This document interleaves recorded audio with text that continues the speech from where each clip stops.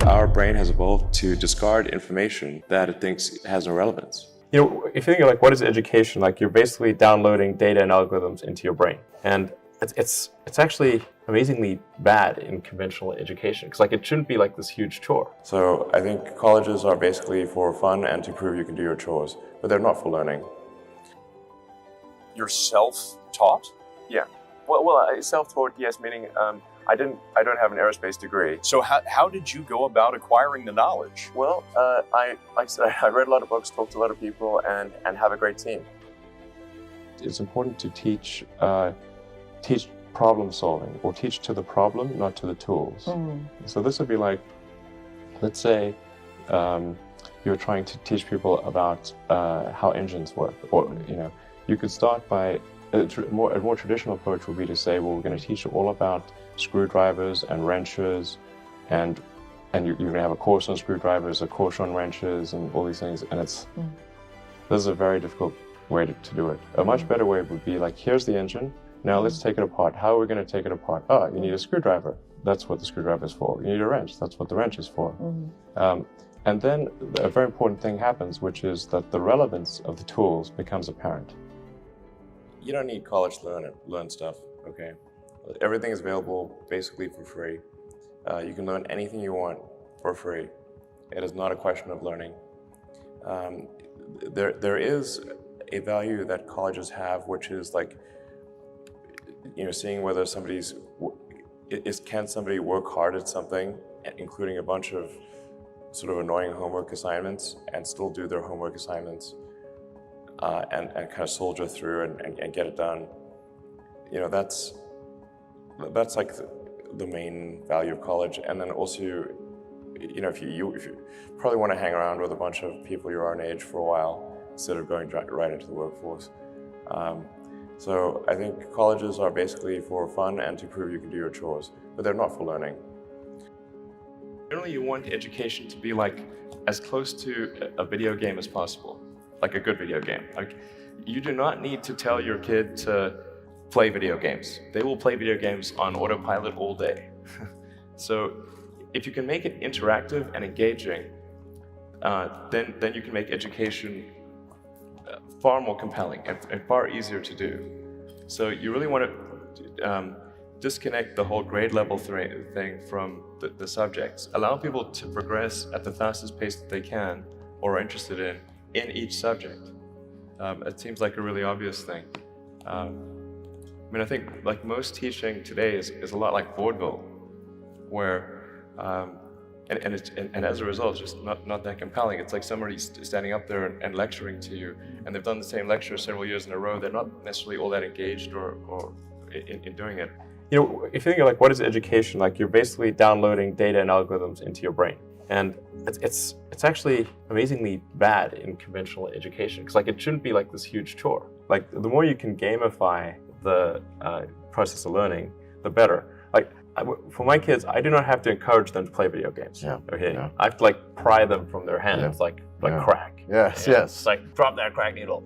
In fact, I think a lot of things people learn probably there's no point in learning them because they never use them in the future. Well, you have to say like people I think don't stand back and say, well, why are we teaching people these things? And we should tell them probably why we're teaching these things. Because a lot of kids are just in school kind of puzzled as to why they're there. And I think if you can explain the why of things, then that makes a huge difference to people's motivation. Yeah. Then they understand purpose. Yeah. So I think that's pretty important. And just make it entertaining. But I think just in general, like conventional education should be massively overhauled. I'm sure you very much agree with that. But well, people do not think critically enough. I mean, critical thinking is a skill in short supply, where people take too many things they assume too many things to be true without sufficient basis in that belief. So it's very important that people closely analyze what is supposed to be true and try to build up. Try to say let's analyze things from first principles, not by analogy or not by convention. If you assume things are true by convention, which is actually what most people do, then it's difficult to gain insight into how things can be bettered. So, in any argument or any sort of train of thinking, You want to make sure that the underlying premises are valid and applicable, and then in reaching a conclusion, that the conclusion you're reaching is necessarily driven by the underlying premises and the interconnection between those premises. That may seem like a really simple thing to say, but most people don't do that. So it's really the foundation of rational thought. I think there's maybe there are definitely some good schools out there, but I think some of the mistakes, at least in my opinion, that I see being made in education is that the teachers do not explain why kids are being taught a subject.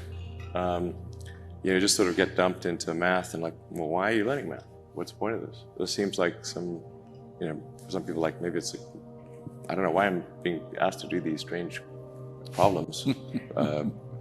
But the why of things is extremely important, because our brain has evolved to discard information that it thinks has no relevance.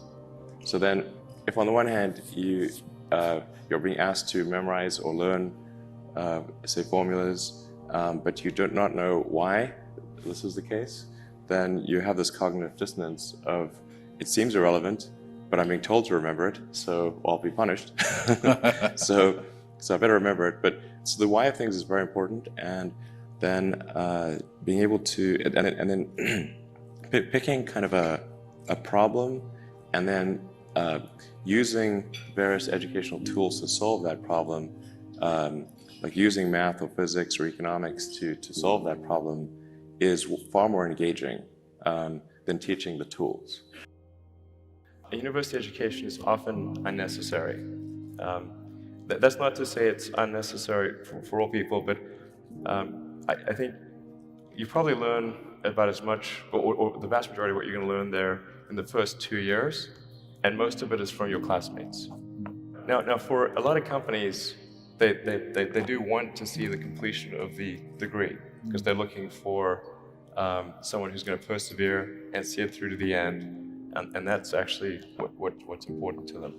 So it really depends on what somebody's goal is. If the goal is to start a company, I would say no point in finishing college.